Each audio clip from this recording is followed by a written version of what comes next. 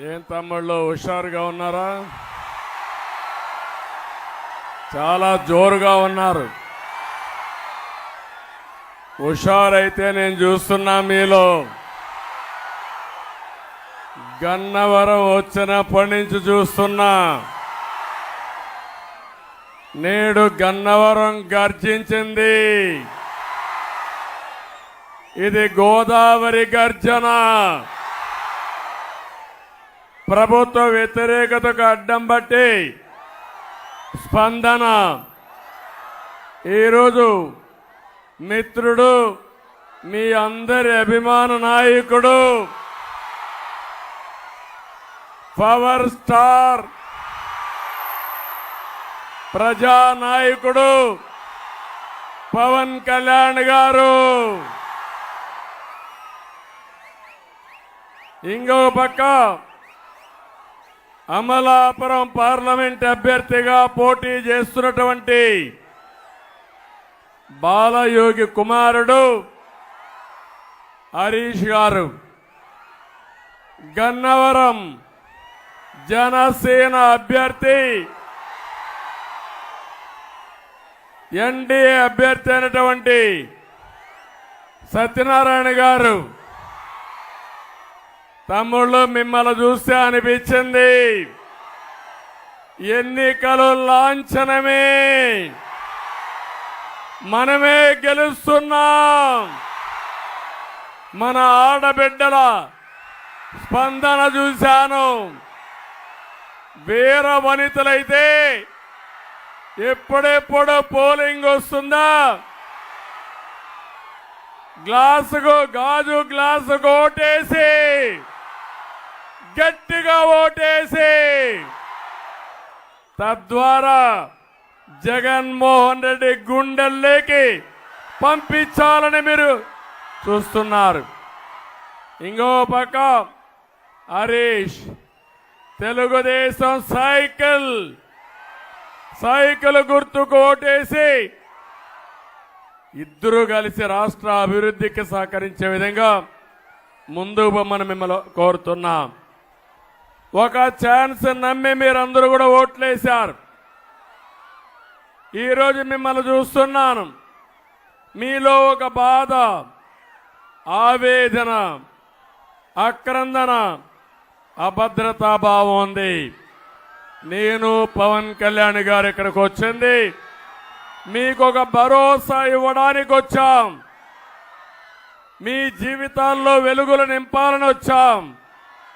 ఇది తప్పకుండా సాధిస్తామని చెప్పి నేను మీ అందరికీ విజ్ఞప్తి చేస్తున్నా. సిద్ధం అంటున్న వాళ్ళకి మర్చిపోలేని యుద్ధం ఇద్దామని మిత్రుడు పవన్ కళ్యాణ్ గారు చెప్పారు.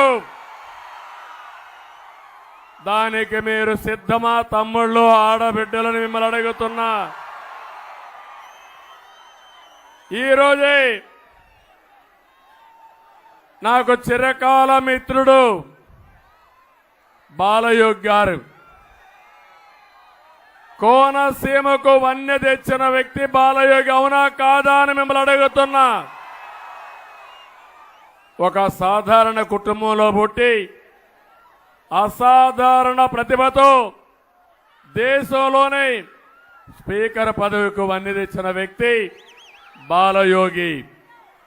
బాలయోగి చనిపోయారు కానీ ఆయన మీ గుండెల్లో శాశ్వతంగా ఉంటాడు.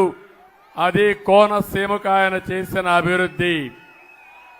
అది ఒకసారి మీరు ఆలోచిస్తే బాలయోగిని స్పీకర్గా చేసిన ఘనత కూడా తెలుగుదేశం పార్టీదని చెప్పి నేను మీకు తెలియజేస్తున్నా. ఈరోజే మహాత్మా జ్యోతిరావు పూలే జయంతి. ఈ నెలలో 3 మహానుభావులు పుట్టారు. మొన్నే అంబేద్కర్ గారి జయంతి జరుపుకున్నాం. మొన్నే జగజీవన్ రామ్ గారి జయంతి జరుపుకున్నాం. ఈరోజు జ్యోతిరావు గారి పూలే జయంతి జరుపుకుంటున్నాం. మళ్ళీ ఈ నెల 14వ తారీఖున అంబేద్కర్ గారి జయంతి జరుపుకోబోతున్నాం. ఈ ముగ్గురి నాయకుల సాక్షిగా ఇక్కడ హామీ ఇస్తున్నాం. బడుగు బలహీన వర్గాలకు న్యాయం చేసే బాధ్యత మాదని మీ అందరికీ హామీ ఇస్తున్నాను. ఈరోజు ఒక్కసారి చూస్తే బీసీలకి ఒక డిక్లరేషన్ ఇచ్చాం. ఈ డిక్లరేషన్ లో బీసీల తలరాత మారుతుంది. 50 సంవత్సరాలకే పెన్షన్ ఇచ్చే బాధ్యత మేము తీసుకుంటామని మీకు హామీ ఇస్తున్నా.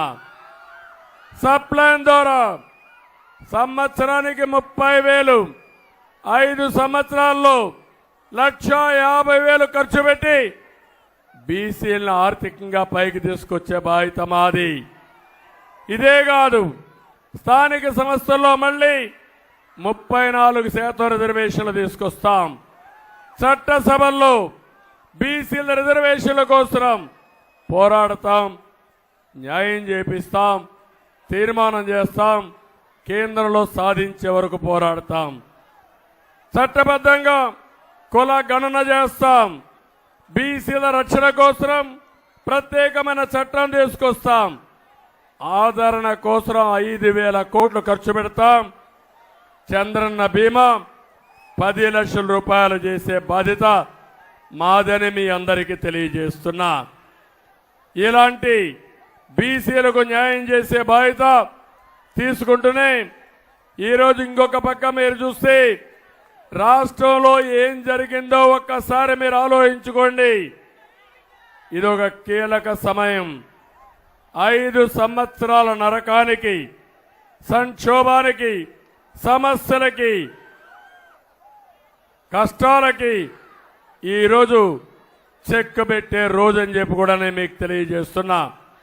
తమ్ముళ్ళు, నేను అడుగుతున్నా ఈ కొండ ఆడబిడ్డల్ని, 5 సంవత్సరాల పాలనలో మీ జీవితాల్లో మార్పు వచ్చిందా అని అడుగుతున్నా. ఏ ఒక్కరికైనా న్యాయం జరిగిందా అని మిమ్మల్ని అడుగుతున్నా. ఏ వర్గానికైనా న్యాయం జరిగిందా అని మిమ్మల్ని అడుగుతున్నా. ఏ కుటుంబానికైనా న్యాయం జరిగిందా అని మిమ్మల్ని అడుగుతున్నా. 14-19లో తెలుగుదేశం పార్టీ అధికారంలో ఉన్నప్పుడు ఎంత తమ్ముళ్ళు? కరెంటు ఛార్జీ 200 రూపాయలు కరెంటు ఛార్జీ ఈరోజు ఎంత అని అడుగుతున్నా. 2,000 అవునా కాదా? ఎవరి వల్ల అయింది? ఎవరి యొక్క ప్రమేయం? అంటే 200 రూపాయలు 2,000 చేసి నేను హామీలను నెరవేర్చాను, 99% హామీలు నెరవేర్చారని గొప్పలు చెప్పుకునే ప్రభుత్వం మీకు కావాలని అడుగుతున్నా.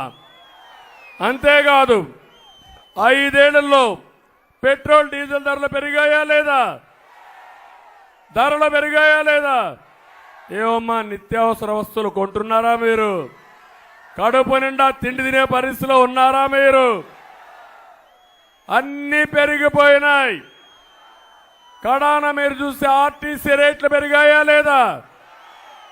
పన్నులు పెరిగాయా లేదా? చెత్త మీద కూడా పన్నేసిన చెత్త ముఖ్యమంత్రి, దుర్మార్గుడు ఈ ముఖ్యమంత్రి. అంతేకాదు, ఈరోజు మీరు ఒకసారి చూస్తే విధ్వంస పాలన. తమ్ముళ్ళు, మా పిల్లలున్నారు ఇక్కడ. కోనసీమ అందాల సీమ, ఈ కోనసీమ. సినిమాలు ఏదైనా చూడాలంటే, అందాలు చూపించాలంటే మొట్టమొదటి చూపించేది మా పవన్ కళ్యాణ్ గారితో సహా అందరూ కూడా కోనసీమనే. ఇప్పుడు అంబేద్కర్ కోనసీమ. నేను ఒకటి అడుగుతున్నా ఈ కుండే వాళ్ళని, ఇక్కడ ఎవరన్నా చెడ్డ వ్యక్తులు ఉన్నారా తమ్ముళ్ళు అని మిమ్మల్ని అడుగుతున్నా. ఎవరైనా వస్తే మంచి నీళ్ళు ఇమ్మంటే కొబ్బరి నీళ్ళు ఇచ్చే మనస్తత్వం ఈ కోనసీమ వాసులది. ఎప్పుడో కాటన్ కట్టాడు ధవళేశ్వరం బ్యారేజ్, అవునా కాదా? ఇప్పుడు కూడా మీరు ఆరాధిస్తారు, అవునా కాదా? నేను అడుగుతున్నా, అలాంటి కోనసీమలో జమ్మూ అండ్ కాశ్మీర్ మారిగా ఇంటర్నెట్ బంద్ చేశారా లేదా అని మిమ్మల్ని అడుగుతున్నా.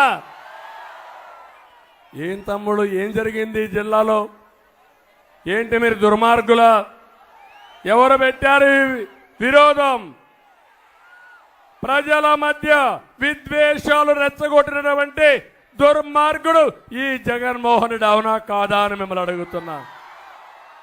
అదే నా బాధ. ఒకప్పుడు ఈ కోనసీమ చూస్తే, గోదావరి జిల్లాలు చూస్తే పౌరుషంగా మాట్లాడడం కూడా తెలియని గోదావరి జిల్లాలో చిచ్చు పెట్టి చలిగాంచుకునే పరిస్థితిలో ఈ జగన్మోహన్ రెడ్డి ఉన్నాడు.